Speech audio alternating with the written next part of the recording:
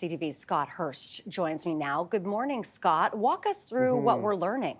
Good morning, Renee. Of course, this is something that a lot of travelers might want to listen to potentially if they have flights with Air Canada, not just this week, but return flights maybe even later than that, as Air Canada now says it is finalizing contingency plans to suspend most of its operations, and that could begin as early as this weekend, meaning flights could soon be grounded by Sunday, saying unless an agreement is made this week between the airline and the pilots, a 72-hour strike notice or lockout notice could be issued.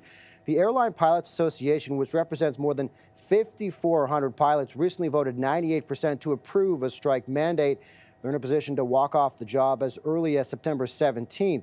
Union representatives have said before the vote sends a clear message to management that pilots are willing to take job action to secure a better deal. The two sides have been negotiating since summer of 2023 last year.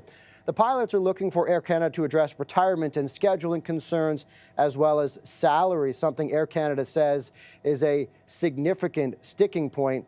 South of the border, however, the four biggest U.S. airlines and their pilots have secured new deals over the past year and a half, with some flight crews earning up to double what their Air Canada counterparts are making, according to union representatives.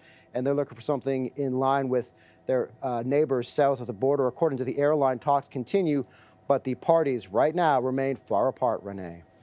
So, Scott, what kind of travel chaos could a potential strike lead to? Renee, right now, if you're in and out and if you're on your flight and back potentially this week, it might not be much of a concern. But if you're leaving just this week and don't have plans to come back until after that, that is where you might get into trouble. So if you're just starting a vacation and heading out for more than just a couple days, you might want to listen up and you might want to start thinking about alternative plans.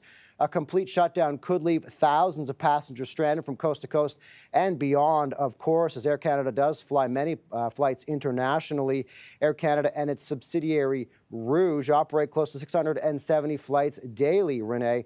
Unless they reach a settlement, the suspension could affect, according to Air Canada, more than 110,000 passengers daily once a complete shutdown is in place, and could take upwards of a week to resume normal operations if a complete shutdown does occur, according to Air Canada. So a ripple effect that could take quite some time. Air Canada says right now it is allowing customers bookings between September 15th and the 23rd to make changes at no cost, but really quite a concern for any passengers who might be booked on Air Canada right now, Renee.